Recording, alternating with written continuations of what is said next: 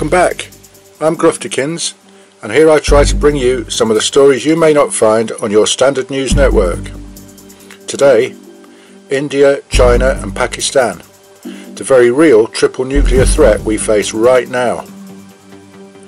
As I have reported previously, the tensions between India and China in Bhutan have reached a dangerous standoff recently. The IPC, or Initial Planning Conference, that was due to take place in June or July to discuss details of a joint anti-terror exercise, has not happened and now seems unlikely to take place. In addition, on Thursday China said it would no longer accept even one Indian soldier in Doklam, the area where China sent the PLA, or People's Liberation Army, to build a road. Indian and Chinese troops continue to face each other, with both refusing to back down. India said it sent troops to Doklam in coordination with the Bhutanese government after the Chinese moved into the area, while China said it did not have a dispute with Bhutan, only a difference in perception over alignment of the boundary. An ambiguous play on words at best. The Deputy Chief of Mission in the Chinese Embassy in New Delhi said, "The number of Indian soldiers is not important. They have trespassed into the territory of China." China's approach has been mirrored in its more aggressive approach around the world, particularly in the disputed islands in the South China Sea that China has claimed as its sovereign territory. What is, however, not highly reported is the worrying, growing relationship between China and Pakistan that turns this whole Asia region into a potential tinderbox. Ceasefire violations along the LOC, or line of control, separating India and Pakistan, continue to occur, resulting in at least 11 deaths in the month of July alone. Additionally, terrorist groups based in Pakistan have staged several terrorist attacks inside India, nearly prompting a military response in 2008 and killing 19 Indian soldiers in September 2016.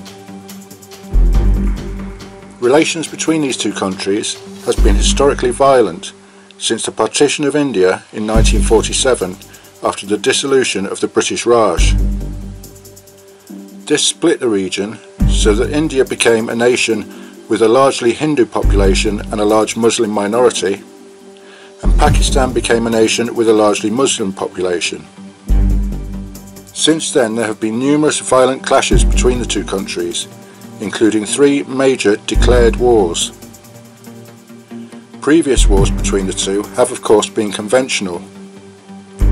Now, however, both sides have a working nuclear arsenal, with both sides having approximately 140 nuclear warheads each.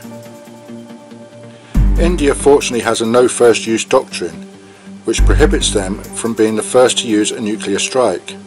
However, it appears India may now be reconsidering this. Couple that with the fact that Donald Trump and Washington now no longer see Pakistan as a reliable ally in the war on terrorism, resulting in a reduction in US aid, then the chances of a conflict between the two nations is a much more real possibility. Many experts fear that another major terrorist attack originating from Pakistan will give India the excuse it needs for military intervention.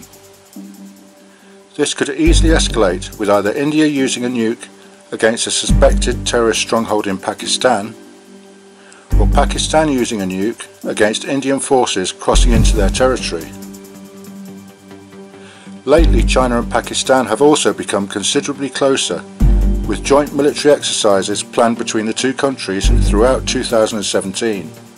Indeed, it wouldn't be a stretch to see China supporting Pakistan in a conflict, especially considering the tense standoff along the China-India border.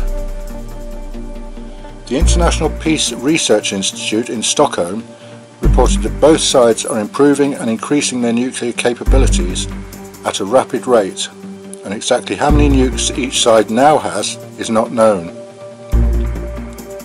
What is known is that there is a history of conflict between India, China and Pakistan, and with the situation so volatile on all fronts, the possibility of a devastating conflict is higher than ever. I will try to keep you informed about this and other stories from around the globe, so hit that subscribe button for further updates.